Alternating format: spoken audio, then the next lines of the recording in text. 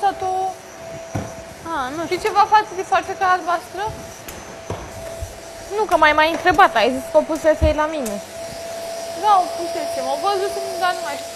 Farfeca ta, Laura, mai e acolo? O iau pe asta, o lea.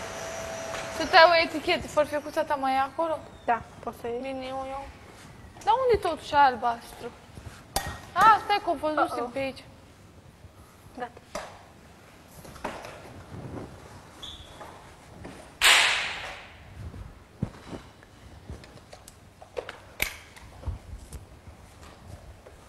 Cristina, nu știi dacă mai e pizza?